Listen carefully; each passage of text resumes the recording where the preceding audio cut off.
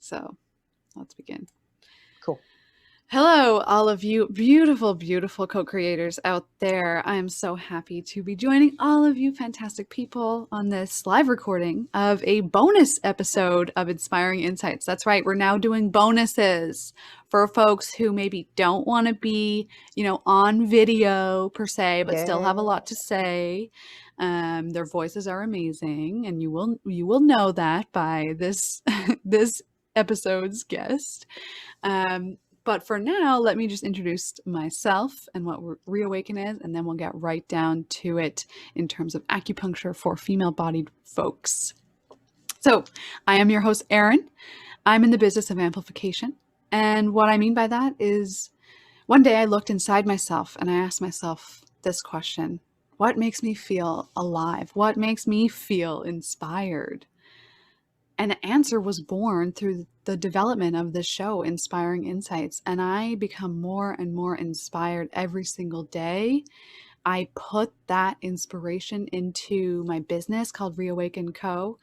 And we are the company that allows folks to waltz through the natural wellness world without having to fall through the cracks anymore, because we are living in a disempowering society that, has a lot of systemic barriers in place for you not to get well. And those barriers have been put into your mind, whether you know it or not. They've been inserted into your psyche, into your mindset. And we have to become more empowered. We have to become more inspired to get back, to really lean into what it means to be in relationship with ourselves. And so on this podcast, I really, really enjoy hearing and sharing the passions of other practitioners who have done the most incredible things and are doing the most incredible things to guide women, and not only, cis women, but trans folks and non-binary folks as well, to a better version of their own life and their own health. And we really need that in our healthcare practitioners these days. We see, that white coat and we tremble. And that's not what I want anybody to do anymore. I want there to be a common ground between you and your practitioner. And I hope that Reawaken Co. can really do that. And one of the ways that we have started doing that is, starting this online education platform and starting this podcast, and we connect you to the right network of natural wellness practitioners so that you don't get lost in this broken system that we're in. And we're going to make it better. We're going to make it better. We're going to raise consciousness. We're going to help you run authentically and efficiently, because I know you can. And I love y'all. I just really appreciate every single one of you who listens to this show, who tunes in. And this is a special episode because we're not necessarily taking questions as we normally do on the live recording, but we have a lot of questions here. I have a lot of questions, and some folks have asked me some questions to ask our guest, Daryl Fang, here. So without further ado, let me introduce to you Daryl Fang. Daryl has been practicing acupuncture for more than 12 years and received her Bachelor of Applied Science in Chinese Medicine and Human Biology from the, I'm just going to say these letters, RMIT University in Melbourne, Australia. Okay, nice. And now Daryl is a registered acupuncturist with the College of Traditional Chinese Medicine Practitioners and Acupuncturists of Ontario, and has clinical experience in both Melbourne and Toronto, where she now currently practices. While Daryl treats a variety of general health conditions, she has a special interest and passion in acupuncture for treating, alleviating, and supporting women's health conditions. And those might include pregnancy, support, fertility or infertility, PMS conditions, period irregularities, pain, menopause, and some other gynecological and pelvic health issues. Now, by building a strong connection with her patients and community, Daryl brings acupuncture practice to the 21st century with her modern, personal, no mystery to what she does approach, which I really appreciate. She has experience in both high volume community acupuncture as well as private one on one treatments, and her passion gives her the ability to truly understand the needs of individuals while helping them achieve their own healthcare goals. Daryl's also a firm advocate of acupuncture as a natural, safe, and gentle treatment modality, and is a big believer in the power of the body's ability to regulate itself and to heal, of course, with a little help from acupuncture. So, Daryl, thank you so much for being here with us today. Oh man, thank you. Thank you for giving me a platform to, one, speak, and two, to not show my face, but still speak. I know. It's important, whatever we got to do to get your voice out there, we will. It's all good, man. Once you take away the video cam, I won't stop talking. But I love having said that though, I mean, truly, thank you. I don't want to sound like a total dish rag or anything, but this is like my PSA. I do think that a platform for a lot of us women practitioners out there, well, at least for me, female folk, but I'm an Asian Chinese minority practitioner, and I think just having my voice at the table in my line of work, which is Chinese medicine. Mm-hmm. You know, as you can see, it's great, it's welcoming, it's huge. There are so many people of all these different cultures practicing, but you only see one particular kind of face at the table right now. So I want to be able to really fully embody and step into my cultural heritage to be able to do this, but also speak to you as somebody who also lives here in Toronto, and to see if I can sort of add my own sort of flavor, if you may, to it. And just make it accessible and fun and not mysterious or strange or anything. You know, I'm very open with questions, but I really want to say thank you for just giving me this space to be able to articulate what I wish to say and how I wish to say it. Oh my goodness. You are always welcome here, and not just a spot at the table, but we are creating our own table. This is Cool. Beyond creating spaces for folks, just kind of token spaces. I don't want that to be like that. I want Reawaken to be this new sacred space where folks can come and know that they're worthy. And I am so happy that you just said that, because that means a lot to me. And I think going with the grander version of what I envision for the world, that's the same. Patients should be able to enter a space and be really, really comfortable there. And of course, it takes a bit, it takes some time to establish rapport and everything. But I really, truly, especially just from my background, being queer, and a lot of practitioners in my life haven't understood me in the slightest, or have even asked me questions about my personal life. And when they do, it's kind of like, ooh, it's awkward and it's uncomfortable for them. And then I get uncomfortable because I'm a highly sensitive person, and I'm like, and then it's just awkward. And it gets really dicey when you just want to present yourself as you and just be seen as a human being with feelings, and you're scared, when you see them. Just see me, right? Just see me. And let's see you, Daryl. Tell us maybe a little bit more about yourself. Oh, okay. And your background. Right. I don't know. I know I talked a little bit about it, but if there's anything that I missed or something that you really wanted to get into. Well, you know what? Honestly, I think the question I always get asked is like, what set you off on this path of TCM? Because like when I first told my friends and my family, hey, you know what? I want to run away, join the circus, and be an acupuncturist. They all looked at me like I was crazy. And this was me. I was working in Hong Kong because I was traveling, doing my backpacking thing and doing odd jobs here and there. And, I was like, I hated my office job. I had benefits, the whole shebang and stuff, right?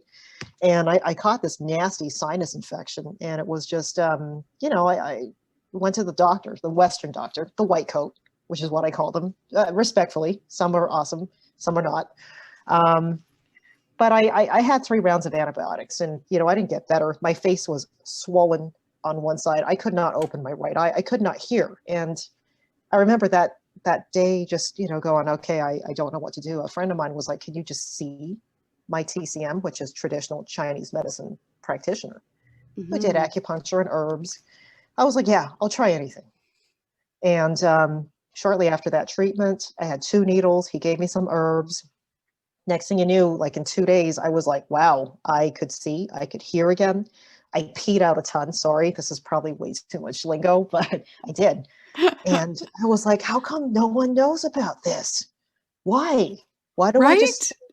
yeah, why do I just see the GP and get pills that don't work? And I thought, I'm going to go do this. And, it was shortly after I landed in Australia, went to the school, which is, yes, you got that right, RMIT, Royal Melbourne Institute of Technology. I'm actually from Canada. So in case you're wondering, how come she doesn't have an Aussie accent? This is as Aussie as I get. I'm actually from here, from Toronto. So Scarborough, yeah. Woo. Um, So when I got there, I was like, I think I'm amongst my peers. Like there's a bunch of people, all kinds of faces, all different cultural backgrounds from all over the world studying, Chinese medicine and acupuncture. And I just fell in love with that. I loved it. And that feeling of being able to, in a sense too, just recognize my own cultural roots. This is Chinese medicine. I am Chinese. For the longest time, wasn't sure where I fit in the whole spectrum of like where I'm supposed to be growing up here in Toronto and trying to be as Canadian as I could, but also going, but there's also this part of me which I was so long out of touch with, which I wanted so badly to embrace and be part of, but I couldn't because of the language, which is strange coming from me, because obviously Chinese medicine, the language barrier, technically it's Chinese and yeah, it's but the results of the medicine speak so much. It goes beyond language and cultural barriers. I love So that. I love that. yeah, and it all came together. I don't know what else I could add to that. Please ask me questions, because right now I'm just rambling. I'm sure people are like, what is she on? Wow, no, that was incredible, even just to hear that. And it's funny, that you're talking about remembering your Mm-hmm. own lineage, right? And Yeah. I think it's also kind of maybe comedic value in this as well, that you remembered, you studied your own lineage in Yeah. Australia. Yeah, I It's just know. Isn't that the strangest like thing? another colonized place, and like Yeah. it's just so funny now. The world is so intricate and complex, and I think it's hilarious that you were traveling and you in the aspect of traveling kind of found yourself, found your roots. I joined the circus just as I was traveling around. And I mean, when I found out there was a school in Melbourne, and this was funny, I met these Aussies when I was in Hong Kong, and they were like, hey, my parents live there where the school is. Do you want to board with them? And I was like, yeah, hell yeah, let's do this. And Yes.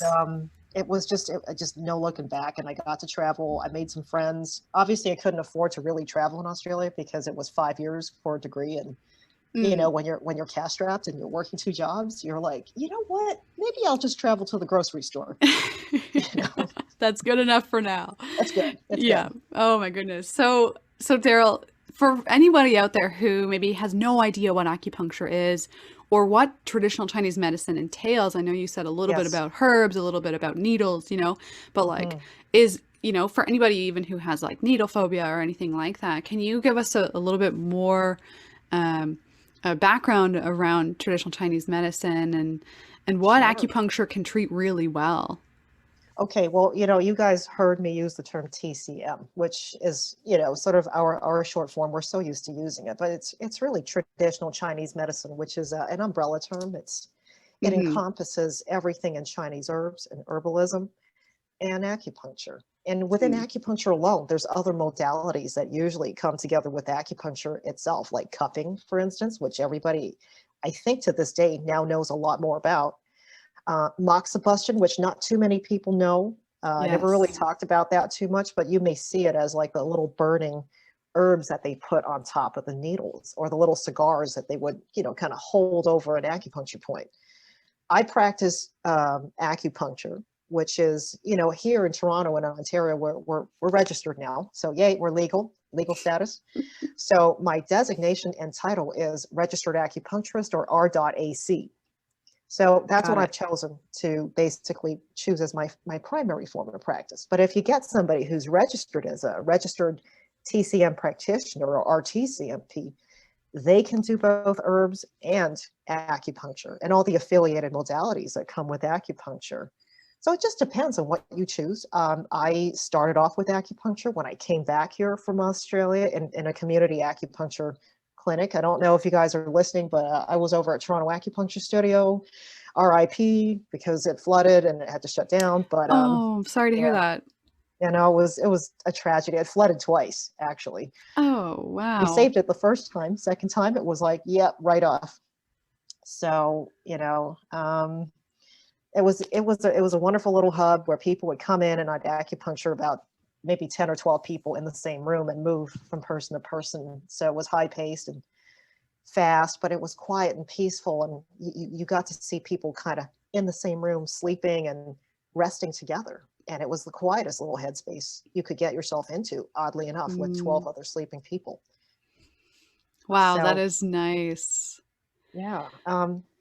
I'm trying to think of how else I could extrapolate. I could go into the history of needles a little bit, but I don't know if there's enough time. All I can say is um, whatever you see right now is a system of acupuncture and herbal medicine that actually came from China, I know, during the time. I think it was just post, after the Communist Revolution when they obviously had to build from the ground up. So they were quite, poor, impoverished. They didn't have a whole system of healthcare. So they had to systematize everything together. So the systemization of the acupuncture points and the herbs came from that time. And whatever we learned came from that time. We lost a lot of ancient knowledge pre-communist revolution, which I'm sure people are trying to uncover now and recreate. Mm. Um, but for the time being, this does seem to work because it worked for the masses of people that really couldn't afford a lot of, healthcare. So I love that. I love that part of the lineage. That speaks to me. Wow, nice. Yeah, and it speaks to the accessibility of your medicine, when you can be in circle, when you can join others in a large room and, get healing together, feel that space together. There's something to be said for that versus, in each Yeah. individual room. And I know privacy is sometimes important for folks, and that's Oh yeah. great. Yeah. And there's a lot of different ways we can practice medicine. So I Oh, there love that is. you spoke to that.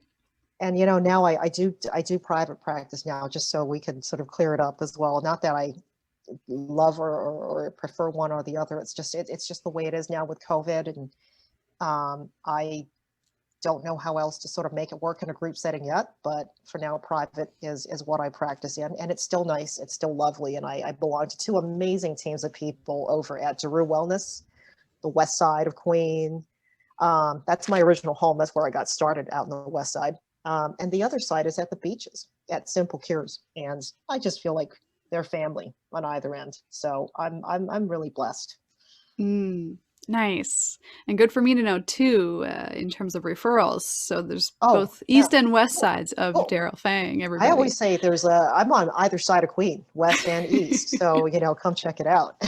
I love that. I love that. So Daryl, in I guess getting more specific, your main practices, they focus more on the health of female-bodied folks, and Mm-hmm. I guess in terms of maybe different um, speaking in the sense of like, females have different hormones rushing through their Mm-hmm. bodies in different amounts, all that good stuff. How can acupuncture really help? And I'm thinking maybe particularly like PMS symptoms, which I can't think of anybody who doesn't experience Can't think who of any either. menstruates, right? Absolutely. So maybe starting from there, and what else can acupuncture help with? Well, I love the idea of acupuncture as a doorway to allowing you to get a handle on, one, reacquainting yourself with your body. It's Mm, the one thing, it's the biggest beef I have with not just our healthcare system, but even our educational system. Um, when you're born into a female body, you are taught, okay, this is the female body, this is it, A, B, C, and then they forget the rest. The rest you have to figure out in life because there's almost like a shame or a stigma attached to it. No one goes through a really thorough sex education, not just about the act itself, but about the understanding of hormones, how it affects a cycle. And if yep. you are a person who menstruates, you'll know very well that your body goes through different phases during different points of your cycle. And there are emotions that come out during those times, and your body changes. That's the beauty of it. We have bodies that are magical, they're elastic, they change, but they come back again. So it's the cyclical nature of the female body that I think you could say is not so much a curse, which we were taught that it was, it's a blessing. So that's one part of it that I like to tell people. It's a doorway to understanding that. And then two, understanding how we can use that knowledge to help you get a handle on the hormones and how to work with them, as opposed to say, well, you have a hormone problem, we'll stick in these needles to get rid of it, and then you come back. I prefer to go with the cycle, with the flow and the natural ebbs and flows, like the tides of the body. So PMS is great. I love it, because who, if you're menstruating on a monthly basis, who doesn't go through that? Who doesn't feel that urge to eat more, because your body's metabolism needs it. And then you're eating everything. It's not nailed down. That's natural.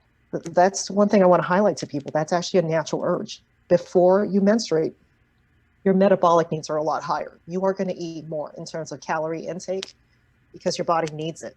What it's trying to do is it's trying to get you ready, because the body is biologically primed to say, well, if you're going to get pregnant, we need to put more into our bodies right now. And you're going to feel naturally more withdrawn. You're not going to run out there if you're pregnant and go, well, hey, saber-tooth tiger, come and eat me. You're going to go inwards. You're going to be like, I'm going to hole up and hide and get cozy. But the world is teaching us, ignore those signals. You're fat, or you're not good enough. And obviously, too, being in the hectic westernized world, we're constantly, trying to do stuff. We're trying to make a mark for ourselves. We're trying to pay the bills. We're trying to also be the best person we can be and put up this front of happiness when your body's telling you to do the opposite and to eat more and to lay low and to get comfortable. So acupuncture, at least the way I want to use it, is just a way to tell yourself it's okay to be that. Let's just see what we can do with this knowledge. And what can we do to make you comfortable as you pass through this phase into the next phase? And that's where the needles for me come in handy. They allow me to have a conversation with your body so that I can go, oh, this is what your body wants right now. What do you want? You want the same thing. Let's make it happen, but give yourself the permission and space just to be you, just to work with the hormones, be in conversation with them so that you don't feel so out of place. Oh my goodness. Did I lose anybody there? Preach it, preach it, preach it. I love this. Oh my goodness. You nailed everything. You hit the nail right on the head there. I think it's so important that, from this space that we're in nowadays, we think that when a condition comes up for us or pain comes up for us, that we automatically must push it, that we must push it away, that we must reverse it, change it, surgical, remove it, whatever we need to do, get rid of it. And what you said there is, really getting more in touch with who we're showing up as in that moment. Right. Yeah, and if being present with it, Yeah. If our pelvis hurts at this time of this cycle, of this month, then that's me. That's okay. It's happening. Yeah. And it's maybe communicating with me for a reason, And so there's a lot of mindfulness that gets put into that. And, I'm going to speak about this because I'm an energetic mindfulness practitioner, but I love that. I love that notion of coming back in and remembering. And remembering really just means, piecing the pieces back together. And you know what? Just allow me to just jump in there with the whole remembering and coming back. Everything works in a cycle. If you are born into a female body, you're going to be more aware of the cycles of not just your own bodies, but the cycles of nature, of life itself. It's the embodiment of the yin yang symbol that you see. And, that we, you may see it if you walk into a, like a downtown TCM clinic, TCM traditional Chinese medicine, and that's literally what that symbol encapsulates. It's everything in life. For every yin that becomes bigger, it has to collapse in on itself, and the yang will start to grow from there. And that's what the female-bodied cycle is. It's just that. And your body has to understand that this is what nature has intended for us, but society is not nature. Society has to impose a certain value on it. In addition to that, when you see that we're living in such a yang oriented society. You know, if you think of yang as being like the, not, I wouldn't say positive, but this is an easier way to encapsulate that. Mm-hmm. The outgoing, the make it or break it, the put your personality out there, the don't stop, keep on hustling. That's our society. It's yang dominant. It ignores all the yin, which is not negative, but negative as in it's polar opposite. Rest, restoration, coming into yourself, finding repose. Think of all those calming things that the yin talks about. We have to come back to our yin because society has told us at the time of the cycle when you're supposed to be yin, no, you can't have that. You have to get out there and do more yang. Mm-hmm. That's just not something we're supposed to do. And it just exacerbates all these feelings of, am I worth it? You know, are people going to look at my self-worth if I decide I don't want to go out and socialize or see these clients, you know?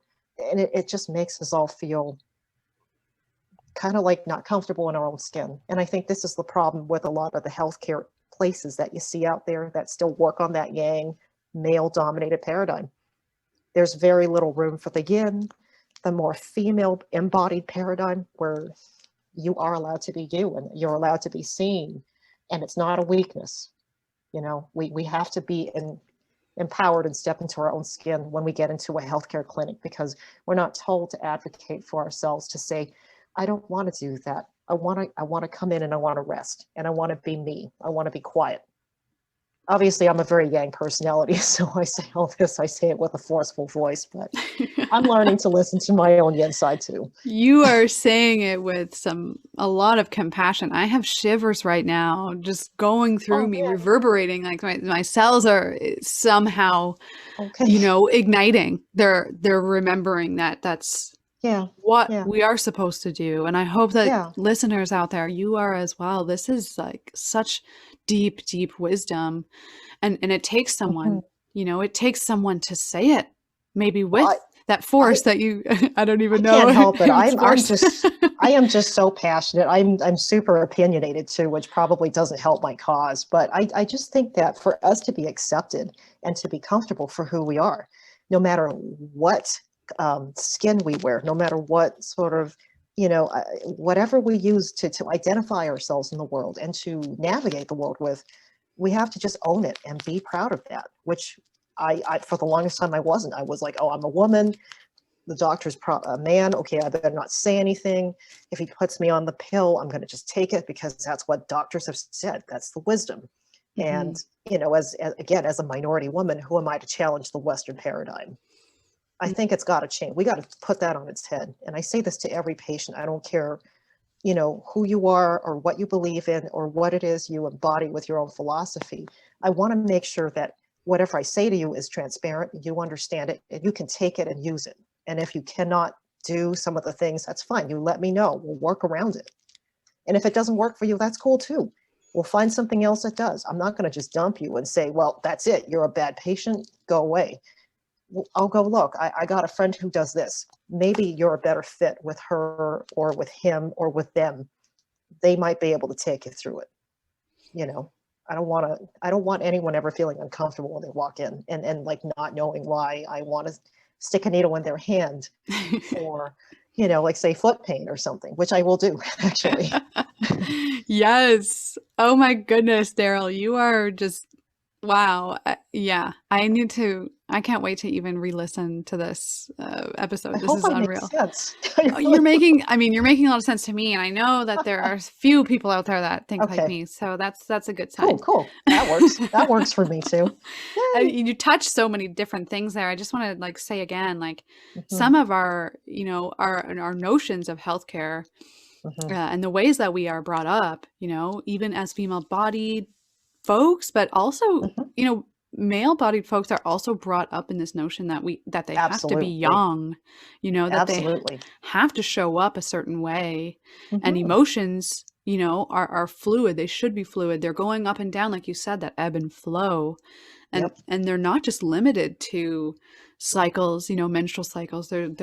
They're unlimited. They're expansive. And when we think like that, when we get out of the binary of yes, no thinking, right? Absolutely. Yeah. Oh my goodness. It's it expands, it makes our consciousness much stronger when we have this sense of knowing that we don't always have to be one way or the other, that we Yeah, can and flow. not just that. The fact is, it gives us so much more flexibility to be able to see something from another person's, vantage point. I mean, one of the reasons why I wanted to do something in healthcare was because I I've always loved it for one thing, but I've always seen that, there's, when you go to school, I don't know if anybody remembers, high school, grade school, it's like, there's always a kid that's bullied and you're like, now, why is that kid bullied? You want to be able to put yourself in their shoes and go, hey, are you okay, kid? Do you want some Smarties? You just want to hang for a little bit. Look, just forget those guys. They're jerks. Like, being able to put yourself into the vantage point of somebody else, it gives us so much more flexibility to just be there to show up for that person and for other people that when they need it, and to show up for yourself too. It doesn't just go on to like, okay, go and help this person. You got to help yourself too. Because I know for several times in my own personal, experience going into a GP's office, I've met some incredible GPs. I have one. He's incredible. He'll tell me, don't take the codeine. Why do you want to do that? Just go out there, meditate. You know how to use the needles. And then I'm ballroom dancing. Maybe you should try that.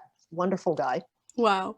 I've met some that basically are like, you got to take the pills and you've got to do this. And I don't care what you say. If you don't do that, then, that's not going to help you and you're going to suffer. I don't want to hear that. I want to hear, someone asking me, hey, why do you think you need this? Are you feeling Yes. okay today? Sometimes after a conversation like that, when they put themselves in your shoes, you actually may feel better, whether you get the medication or the prescription or not.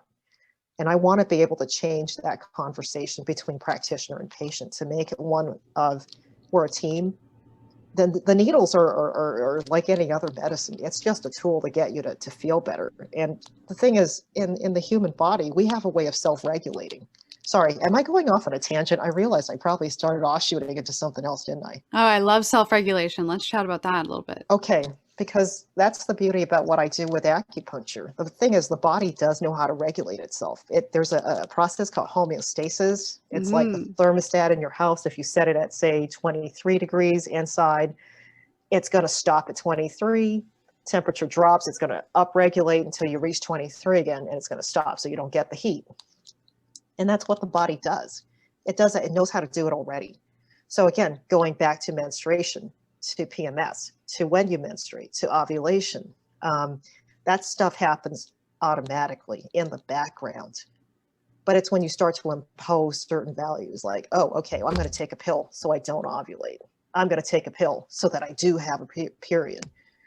That's kind of changing homeostasis. You're actually bringing it up to another level. It's like changing the thermostat. So instead of being at 23, you're going to bring it up to 28, which for some people, sure, it's great. I don't mind it, but it's not ideally the most comfortable for a lot of people.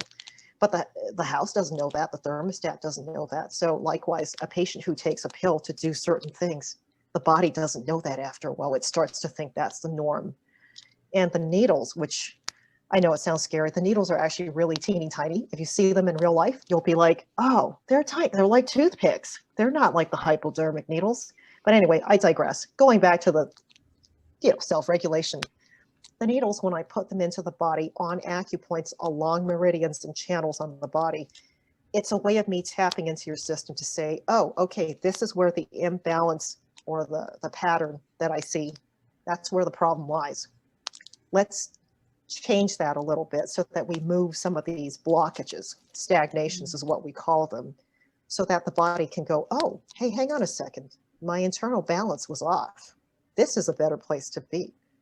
And that's basically me just putting needles in, having a conversation with your body telling me, okay, this is my pattern. This is what's going on. And I go, nope, sorry, we're just going to change that program. I'm going to download a new program into your system. It's like getting an iOS update, plain and simple. Wow. Yes, that's genius.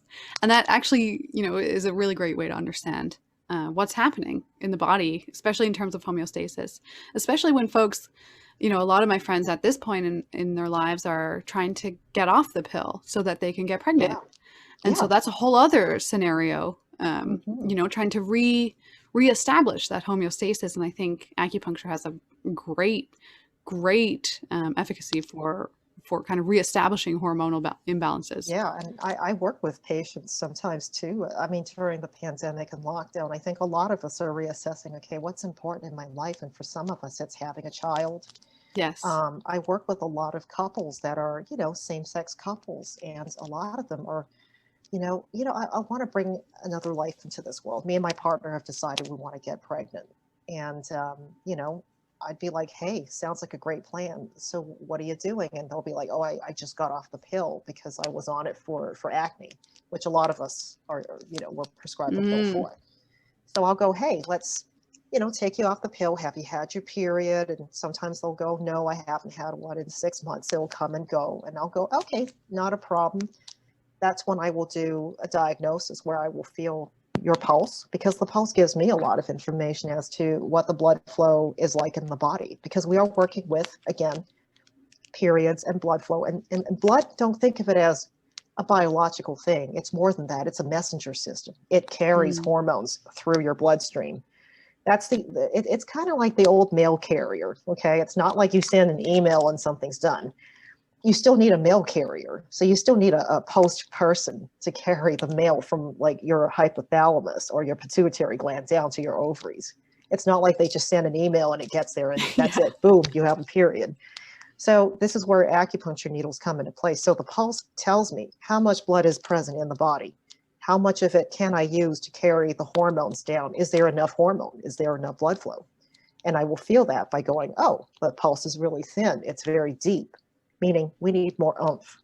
Or if it's surging, I can feel it right away. I'll go, whoa, way too much. It's just, it's the horse is running right through the post office and it's just taken off, hasn't dropped off the mail yet,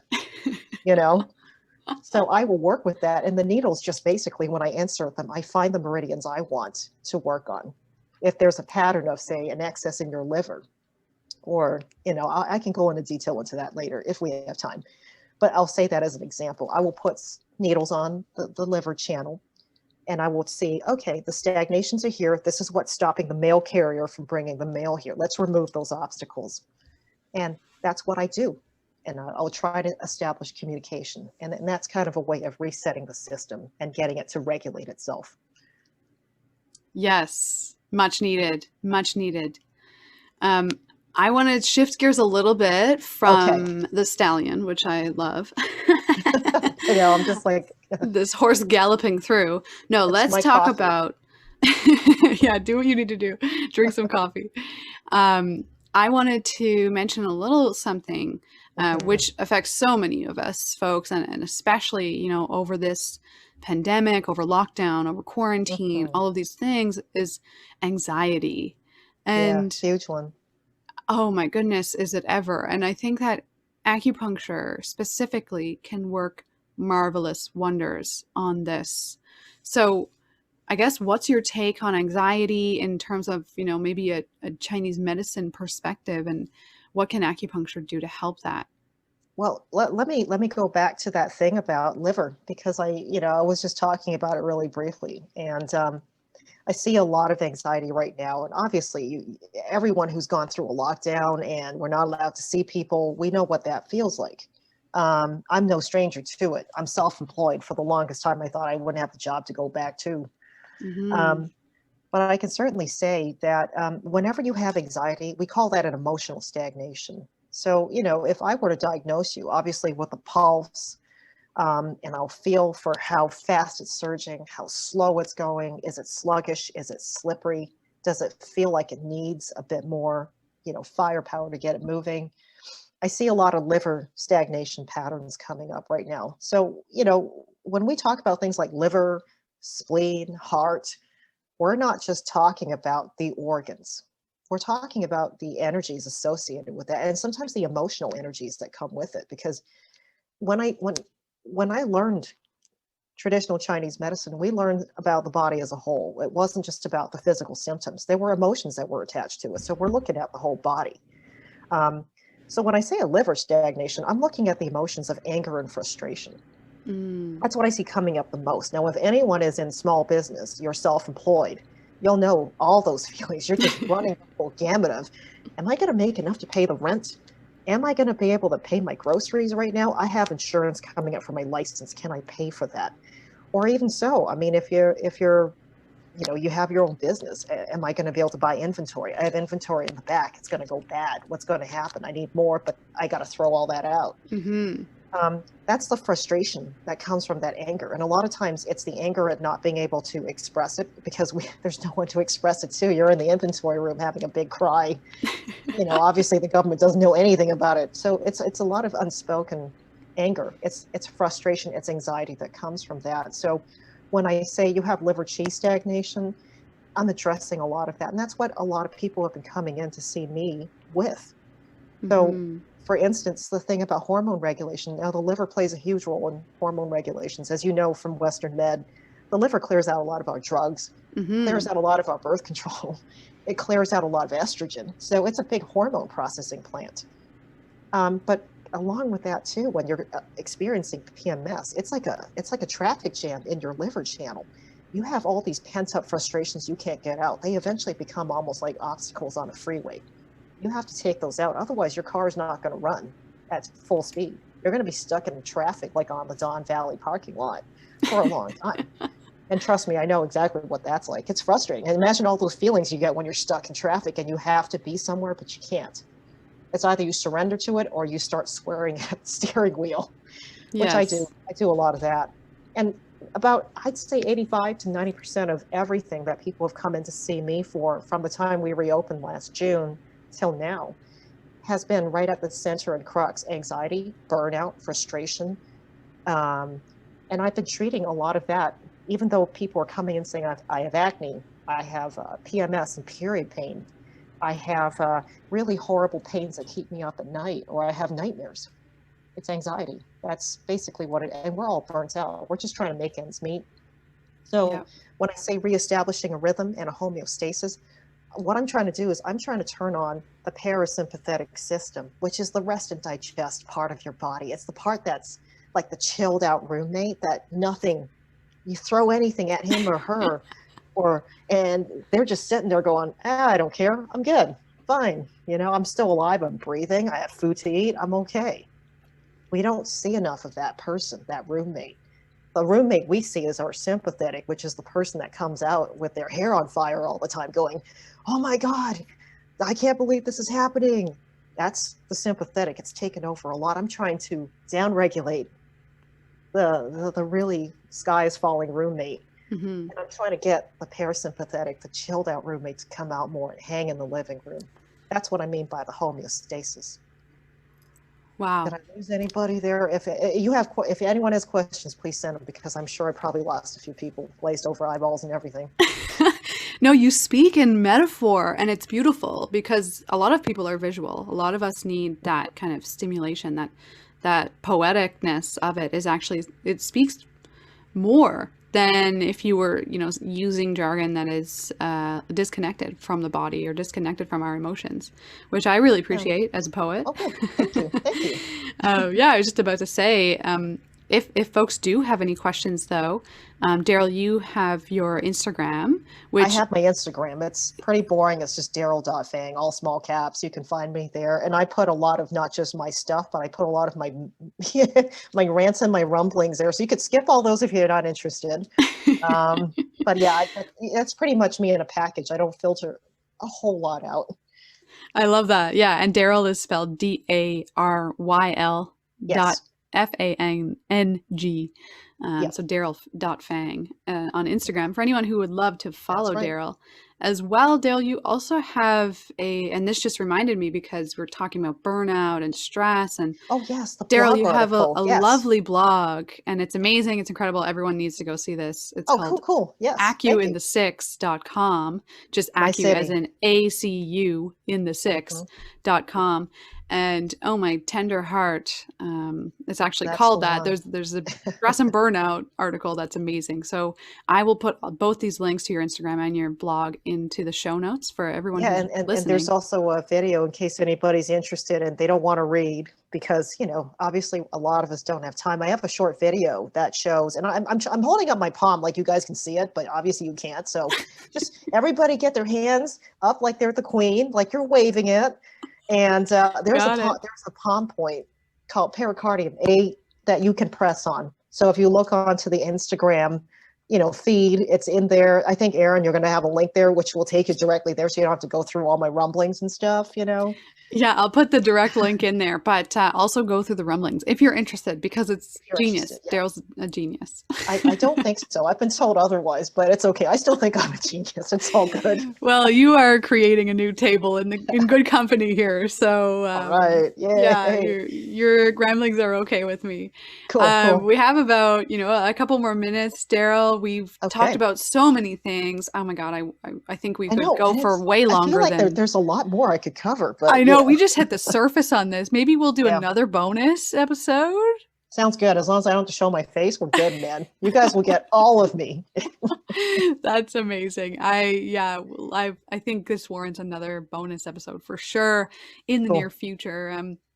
Daryl, I want to end with one question that I ask all my guests, and that Okay. is, what inspires you? Gosh, everything. My God. I mean, I can count. So I'm like a magpie, man. It's one thing that pops up. I'd be like, what's that? I have to have my hands on it. But seriously, like I get inspired by so many. I get inspired by my patients a lot because they come in sometimes with the most difficult of life circumstances, health conditions, or they've been through a lot of adversity to get to where they're at in life. And they hit a bump and, sometimes they're like, okay, I need something. Hmm. And the fact that they come in sometimes through like snowstorms, like literally I have patients that show up during snowstorms, just when I'm ready to quit. And I'm very inspired by them. The fact that they show up all the time in life, even when I'm ready to just not show up. My mom inspires me because my mom's always been my biggest cheerleader ever since, from the time when I said I'm going to do this, and she went, "Are you crazy?" Now she's like telling everybody, "Hey, I'm her agent. I got cards. Who wants one of her business cards?" My nieces are huge influences, and I keep meeting people on Instagram, which, Erin, obviously for you, I met you on Instagram. This is just, I have so many friendships, and this is the most uncanny places ever. So, that's just a few. I don't know. Yeah, I can't think of any more. Oh, that's gorgeous. Yes, and I'm so glad Daryl actually Daryl showed up to another episode, Yeah, I did. which was incredible also. I think it was episode 20. With Jennifer, man, Yeah, with BIE. Jennifer Ide. She was She's incredible awesome. as well. Beautiful episode. Go check that out. Daryl was You one of should. the most vocal people in the audience, Yeah, just being once like, you get to know me, I "Hey." never shut up. Okay, this is so the take-home message. Oh my goodness, it was amazing. And I so appreciate you, Daryl, for just having the patience and the wisdom, and to know that your inspiration lies with the inspiration of others. And I think that's like so useful and so valuable for our time here on this earth together. Well, And thank you. I I hope can't so. wait for your growth, and I can't wait for more of you to show up as authentically as you are. Okay, just a little disclaimer. Half my personality, I thank to coffee. Okay, I've had 3 cups today. I'm ready for my fourth. So for all you who know me, you know I'm a coffee addict. Coffee is very yang. It is. I think maybe that's why my yin. I don't know what a yin thing is. I'm gonna have cucumber water, I think. Yeah, I love that.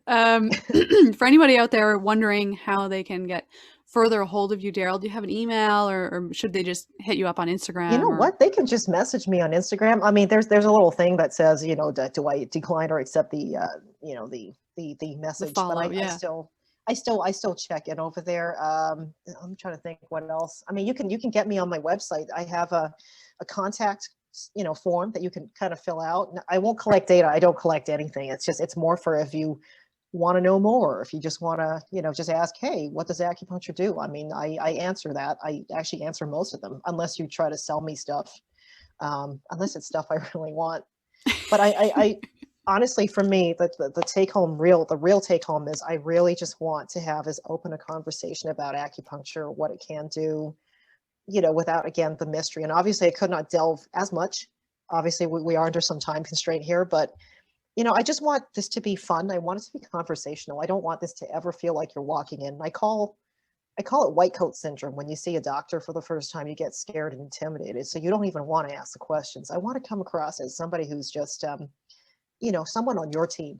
So we're going to work through this problem together. And if it's something that's worth me spending more time with you, it would be great if we could walk on this journey together for a bit longer. And if it isn't, I want to just be someone who will go, hey, you know what?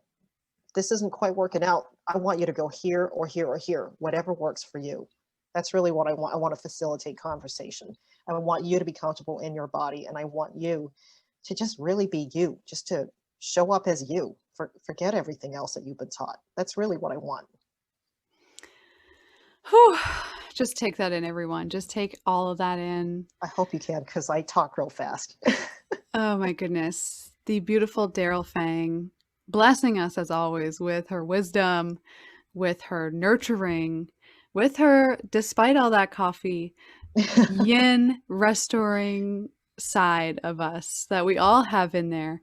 We all have it. And I hope that in hearing this information and in hearing this podcast today, that you decide to get some help wherever you need it, because it's Yep. we can't lift each other up if we are alone.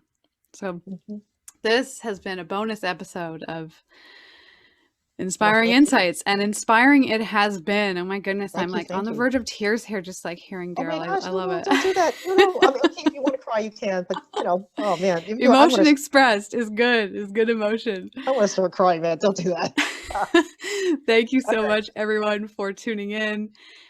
You can catch the next episode of Inspiring Insights on our YouTube channel or on our podcast. Just type into Google Reawaken Co. Inspiring Insights, and you'll catch us there either on YouTube or our Spotify or Google Cast or what have you. We're also on Instagram at reawaken_co. All right, I will leave you folks to it and have a lovely day.